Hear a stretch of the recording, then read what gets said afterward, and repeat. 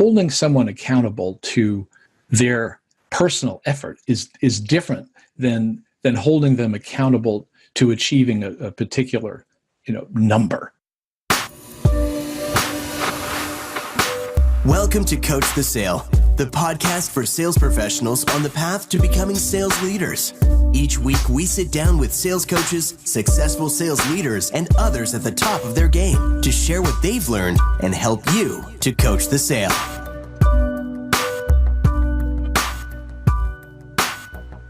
Hi everyone, welcome to episode number 1 of Coach the Sale, the podcast that brings you insights and expertise from a range of sales coaches and sales professionals at the top of their game. I'm your host, Matt Heyman, and I'm thrilled that you've taken the time to download the podcast today. In this episode, I'm going to be speaking with Adam Zais. Adam is our VP of Sales for North America here at Refract, and he brings a huge wealth of experience both as a sales professional, but also as a sales coach and sales mentor to other sales professionals around the world. Now, Adam's experience is extensive and includes time in senior sales positions and senior roles at companies like Wistia. But he's also been a sales coach and a sales mentor at Kerlan & Associates, one of the world's leading sales enablement, sales coaching organizations. So in terms of experience, Adam has got a huge wealth of understanding, a huge wealth of knowledge, and that's what I've tried to tap into on this episode. We're going to be covering a range of topics. Coaching mindset is where we start, but we also look at how do you foster a sales coaching culture within an organization, and also touch on some of the advice Adam would have given himself when he was a young, inexperienced sales professional. So I think you're going to get a huge amount of value from the episode. Let's get straight to it. Adam, welcome to the podcast. How are you? I'm excellent. Matt, how are you? I'm very well, thank you. Very excited to have this conversation with you. This is something I've been looking forward to for quite some time. We'll get into the details of some of your background and your history with some of the companies that I'm certainly a huge fan of. But why don't you introduce yourself and a little bit about the history, your journey towards working now with Refract? Sure. Well, I've been in sales for closing in on 40 years, and my career has spanned being a rep, being a manager, being in marketing, being a leader, being a CEO, starting companies. And that's a bit of a patchwork but it's my journey. And as I look back on it, it makes a lot of sense. It didn't necessarily at the time. The real answer or a very interesting piece of the answer to how I got to Refract is I was a customer and fell in love with the product because I used it in my coaching. One of the things that I'm particularly interested in, Adam, is your take on the sales landscape. What does the landscape look like if sales as a profession was going in to see the doctor? What would be the diagnosis from your perspective? That's a great image. Sort of imagine that sales could go into the doctor and heal itself. The complaints that the patient would have is that results are never what we hope for. Almost every sales organization kind of gets a C- every year. There's a bunch of people that do well. There's a few people, and when I say a bunch, I mean there's a few typically that are exceeding the number. We'll get to that in a minute. There's a few that are just behind them, and the rest of them are not doing well. It may be for a variety of reasons, but that's the way most sales organizations really are. That's the headache that they have.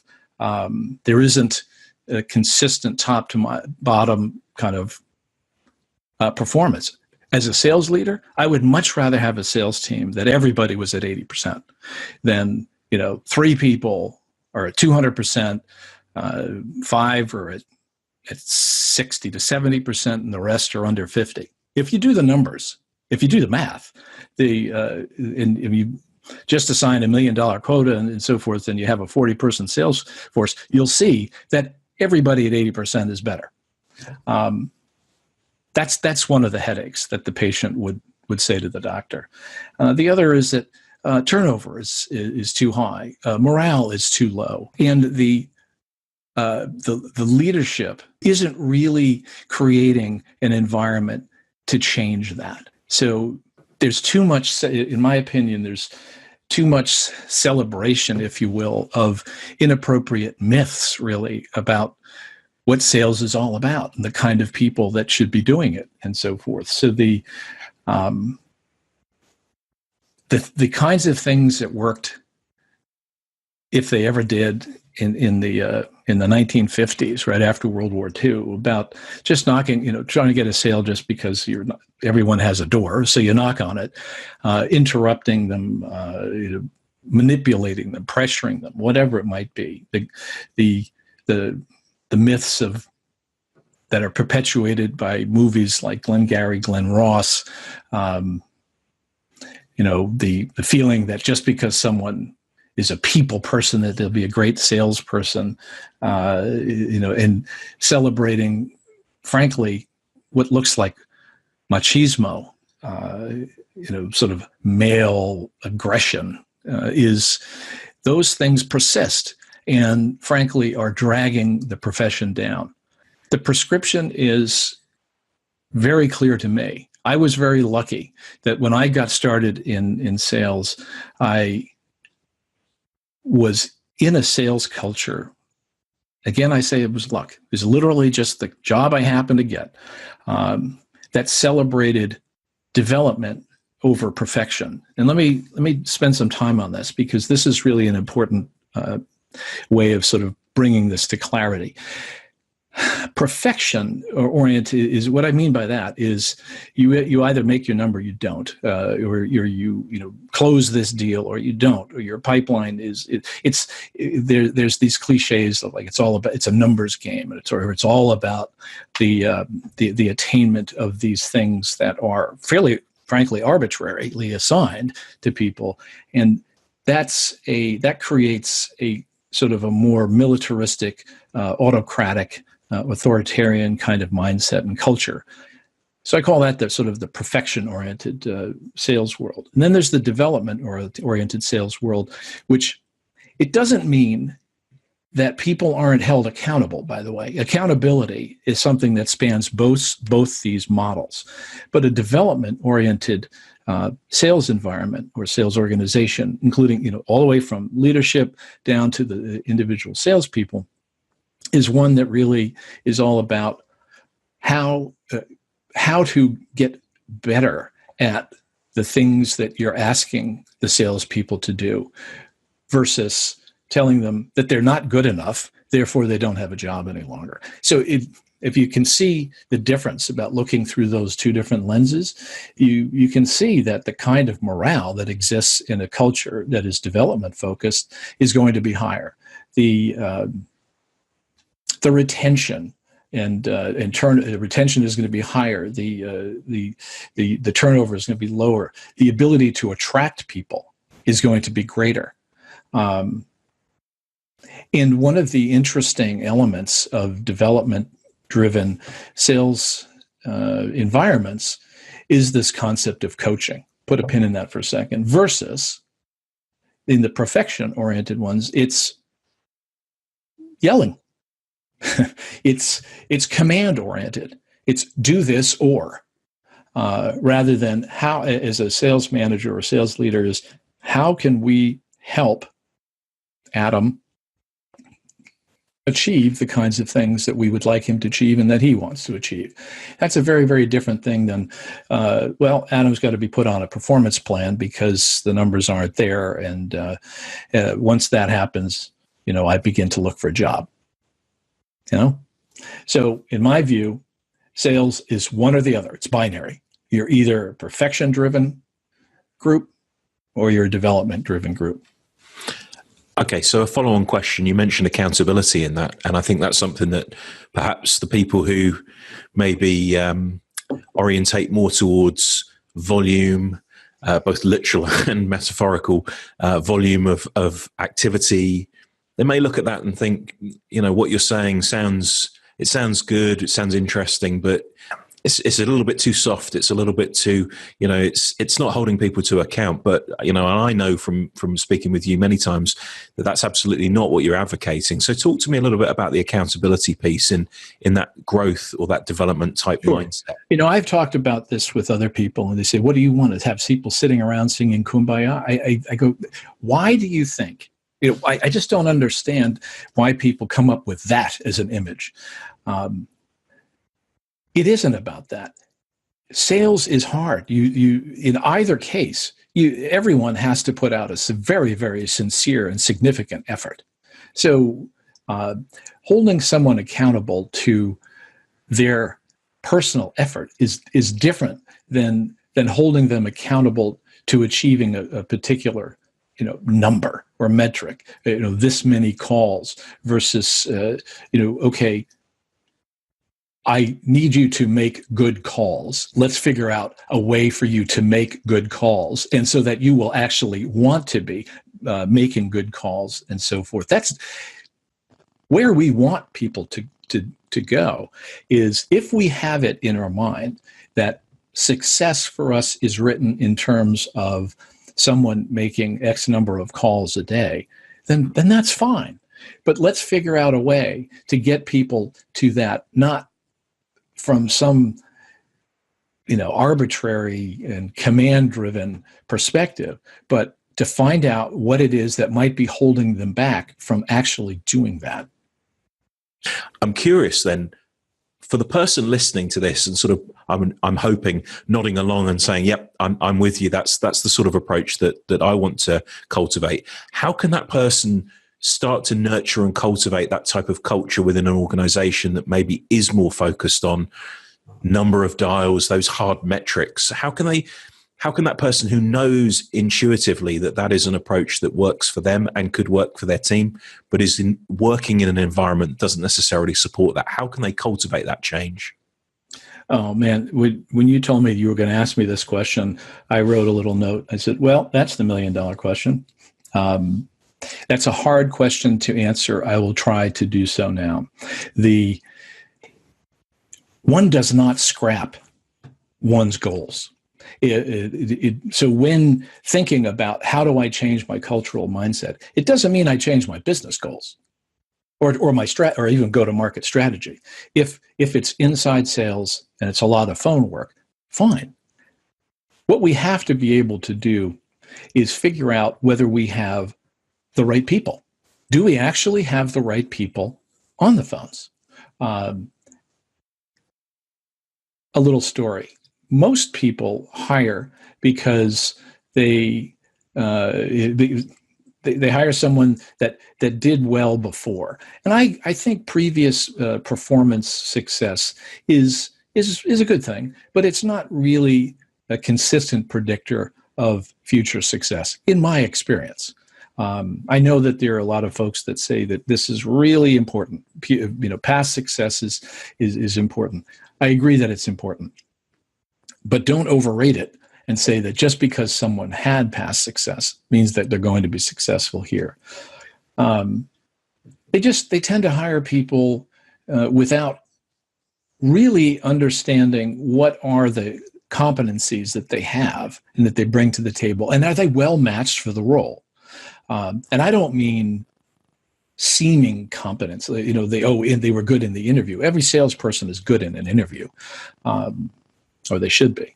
It's deeper than that, and there's lots of tools out there for any sales manager or sales leader to try to figure out whether they have a good match between a candidate and the role that they're trying to fill.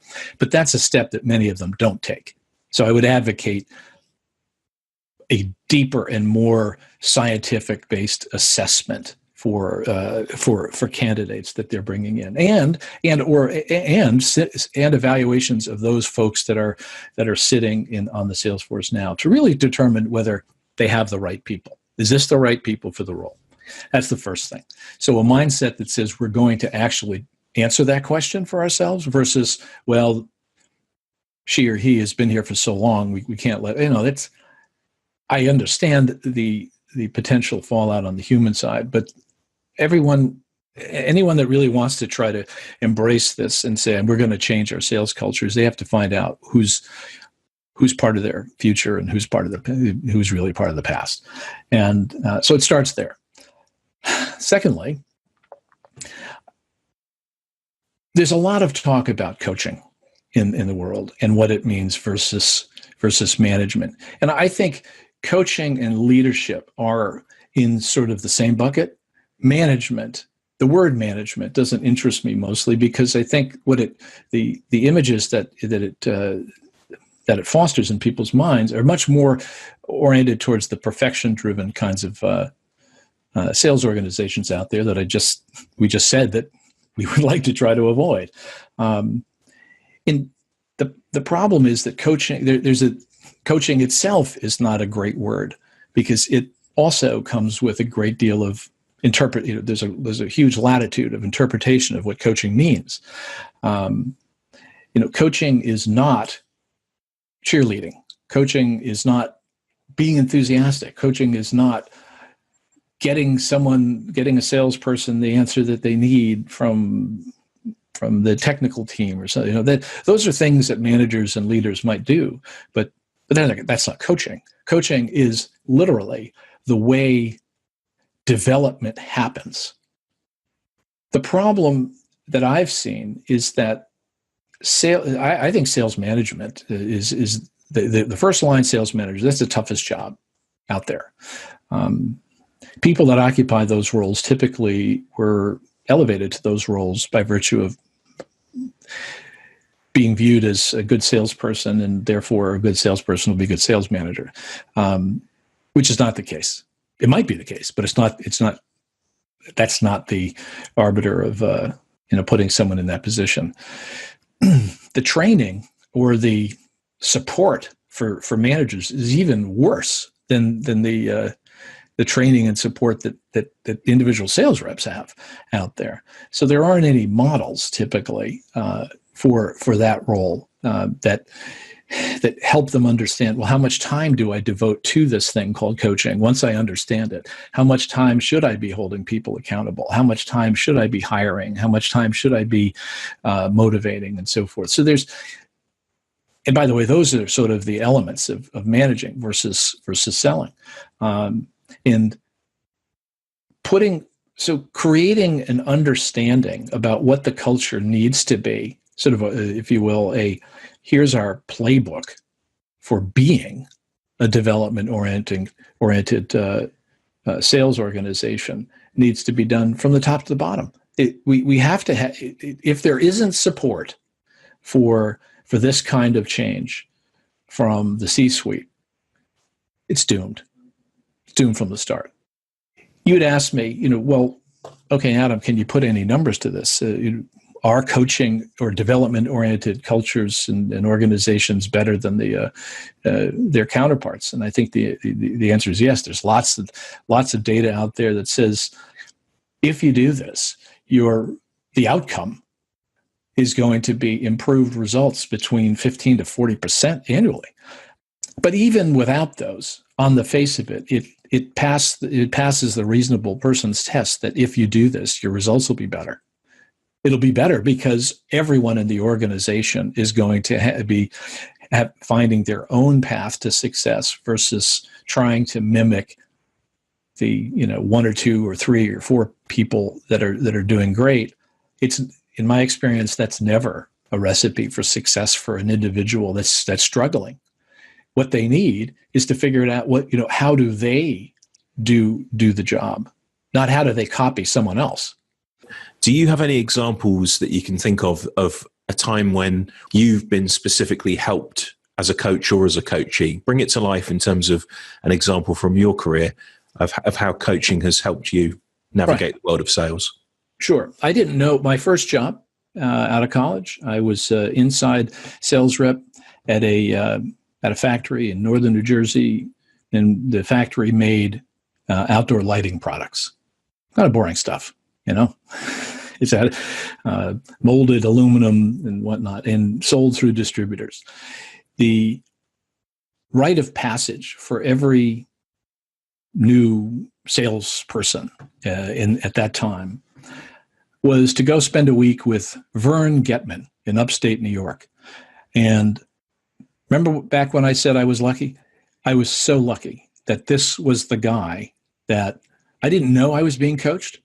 I went out and spent a week with him on the road.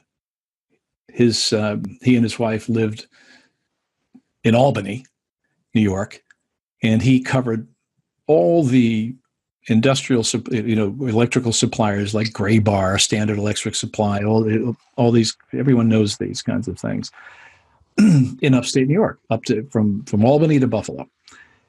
So I'm like 22. I get up there, I stay overnight with he and his wife, and he wakes me up at like 4:30 that Monday morning and says, "Okay, we're going to get in the."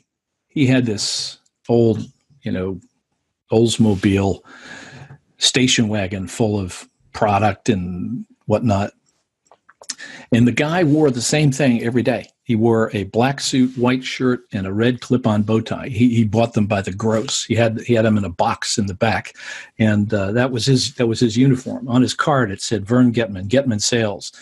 I'm the guy in the red bow tie, and so we go out and I'm telling you, dawn to dusk, we're calling on all these folks, and Vern's out there in the back looking at the stock, taking notes on what the stock is, and also noting, the competitors' stuff. But I asked him, I said, "How is it that you've gotten to a place that they let you go out there and do this?" He says, "Well, they trust me." And I can tell you, I'll make the story short. The things that I learned from that, stayed with me for the next 40 years. It's about trust. It's about the relationship. It's about showing up every day. It's about being memorable. I mean, this guy was big guy, had a military, flat top haircut. It looked like he looked like he was a gunny sergeant out of the Marines, just got out. And he knew he just was happy to help. And he always just did great with his numbers. So let me go through that again. It was a strong, trusted advisor relationship. He wasn't the guy selling stuff. He was Vern, the guy with the red bow tie. He was the guy that was being helpful to them, sort of talking about, hey, this is where stock, and then, he wasn't talking about, well, why haven't you bought them? He would ask them about what's going on in their business. Our housing starts slow. What about he'd go and mix it up with the electricians that were coming in. The guy taught me just by example. It's not like he said, okay, pay attention to this, and that's how you do it. I didn't realize it at the time, but that's the first coaching I got in my life, and I'm so thankful that's the way it was. Curious to get one or two examples from you of times when you've struggled with some aspect of sales and something's not quite worked, and in hindsight you might look back and think, oh, I wish I could have advised myself or coached myself in this way. Any coaching advice for yourself in the past when something's maybe not gone to plan or gone as you'd expected? Yes, I'll answer. Great question. I'll try to answer it in a general sense, and then dig out a couple of examples. The first bit of advice that if I could talk to my younger self, is to not be afraid to embrace the failure or the weakness or the situation that isn't going to one's either plan or what they were hoping for. To embrace that and say, I am responsible for this, not the company or the economic times or my manager or the product or the price, anything else. But I'm being ineffective in some fashion. What is it about that? And to look at, I would advise my younger self to have been better at looking at himself in the mirror and embracing that in that fashion. Here's an example. I have, for the most of my life, been in the software business. Other than that, my first job where I met Vern Gitman, I decided to take a job at a Unix computer vendor. So it was my one time on the dark side, really, the hardware side, and it was a very large company at the time compared to the companies that I'd been working for and have worked at since. And I found myself in an environment that was very much, as I described, with the term perfection driven. And I was hired. I got the job. Good at getting the job, but I was not good at actually doing the job. In hindsight, I didn't admit it at the time, of course, and the situation was, there were elements that sort of might lead you to think that I was doing an okay job. It was an overlay kind of position where we were trying to build relationships with application vendors so that would run on the box that we were selling, because no one just wants to buy a Unix box. They wanted to buy a manufacturing system in this case. And I did a lot of that. I built these relationships. We sold, in the time I was there, over $50 million worth of machinery because of these applications that ran on it. But the thing that I was really not good at was managing sort of the internal context of self-promotion and fighting for resources and advocating for the team. I didn't know how to do that. I knew how to build relationships. I knew how the relationships that we build would get these machines sold. But what I didn't know is how to transfer that to I'm doing a great job. In larger companies, I have learned, for me, I'm just not good at that kind of political element. And when the reduction in force came, 1,200 people were let go. I hadn't put myself into the bucket of, well, we got to keep him because of that. And that was a crushing blow for me at the time. And it was my fault. It wasn't my manager's fault.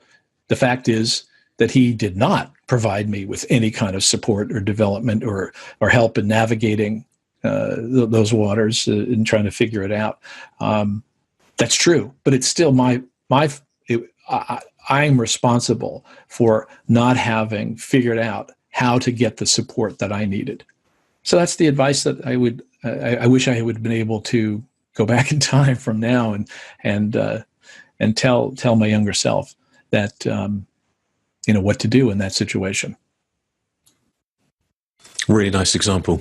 Brilliant. Adam, thank you very much for your time. Normally, when I record a podcast, we finish with how can people find out more about the work that you do? But the fact they're listening to this podcast means they probably will, again, in future, find out a lot more about what you're doing. Any final thoughts, any words of wisdom or piece of advice you'd like to give? Well, I want to go back to the reason that I joined the company is because of what I learned way back in my first sales job from Vern. Is that it's really all about one's successful outcomes are always about the conversations that one has with the people that they're intending to do business with. And what's interesting, the universe sometimes rewards us in this way. It's literally full circle, is that I get to work at a company that is really all about trying to figure out how to analyze those conversations and to learn from them and to improve the outcomes collectively and individually for a sales organization. It's just, I can't tell you how thrilling it is for me to sort of see myself back or to find myself back in really dealing with the fundamental elements that I learned 40 years ago. Brilliant. And it's great to have you on the team. Thanks, Matt. Adam, thank you very much for your time, and really appreciate it. So thank you very much. Thanks for listening to another episode of Coach the Sale. For show notes, sales coaching resources, and more, visit refract.ai/coach.